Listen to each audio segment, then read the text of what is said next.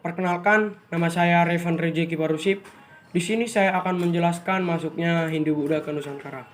Perjalanan masuknya Hindu-Buddha ke Nusantara munculnya banyak teori-teori dari para ahli. Pada awalnya berkembang di India, barulah agama-agama tersebut menyebar ke negara-negara di dunia, termasuk Indonesia, melalui hubungan perdagangan. Pasalnya masuknya ada kesepakatan yang bulat di antara para ahli mengenai siapa yang membawa kebudayaan tersebut ke Nusantara.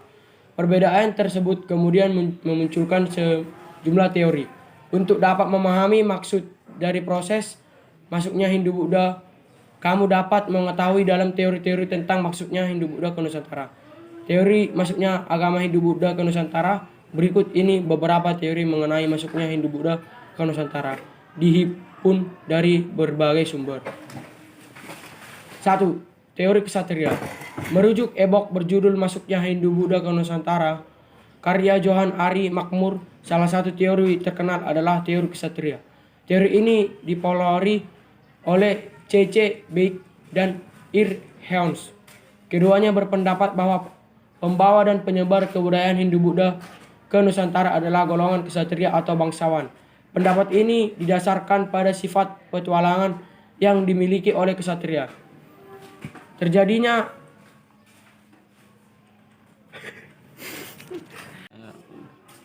perang saudara di India membuat para ksatria terpaksa melarikan diri ke Indonesia. Kemudian mereka mendirikan kerajaan yang berkebudayaan Hindu untuk pertama kalinya di Nusantara. 2. Teori Wasya. Teori Wasya menyatakan bahwa golongan Wasya yang mempunyai peran besar dalam menyebarkan agama dan kebudayaan Hindu-Buddha. Hal diutarakan oleh Prof. Dr. N.J. Krom. Ia berpendapat golongan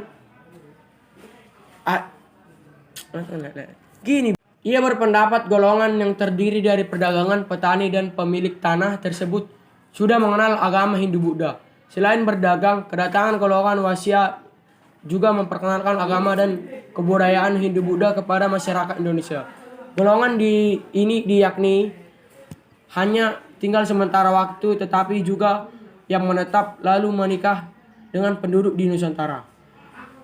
3. Teori Brahmana. J.C. Van Leur berpendapat bahwa agama Hindu dibawa oleh kaum Brahmana dan berhak mempelajari dan mengerti isi kitab suci Weda. Kedatangan mereka diduga atas undangan para penguasa lokal yang tertarik dengan agama Hindu-Buddha. Sebelum kembali ke India, kaum Brahmana kerap meninggalkan kitab Weda sebagai hadiah bagi raja di Nusantara. Namun, teori ini memiliki kelemahan. Pertama-tama, Raja Indonesia tidak mungkin dapat mengerti isi kitab Weda tanpa dibimbing oleh kaum Brahmana. Kedua, menurut ajaran Hindu kuno, seorang Brahmana dilarang menyeberangi lautan apalagi meninggalkan tanah air. 4. Teori Sudra. Teori Sudra dikemukakan oleh Van Faber. Menurut teori ini, masuknya agama Hindu-Buddha ke Indonesia dibawa oleh orang-orang berkasta Sudra. Menurut Faber, golongan berkasta Sudra atau pekerja kasar dari India menginginkan kehidupan lebih baik dan pergi ke daerah lain, salah satunya Indonesia. Selain itu, kaum Sudra keluar dari India dan datang ke Indonesia karena ingin mendapatkan kedudukan dan lebih dihargai.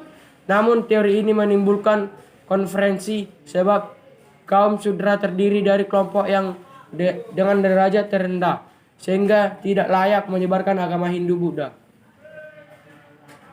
Teori 5. Teori arus balik. Teori arus balik dicetuskan oleh F.D.K. Botts untuk menyanggah teori Wasya dan Ksatria. Menurut Botts, masyarakat Indonesia memiliki peranan dalam penyebaran dan pengembangan agama Hindu-Buddha. Interaksi masyarakat Indonesia dengan orang-orang membuat mereka belajar agama Hindu-Buddha di tempat dan disebut Sangha. Setelah belajar bahasa Sanskerta, kitab suci, sastra, dan budaya tulis penduduk Indonesia, kemudian mendalami agama Hindu-Buddha di India. Lalu mereka kembali ke Nusantara untuk mengembangkan agama dan kebudayaan Hindu-Buddha kepada masyarakat Indonesia.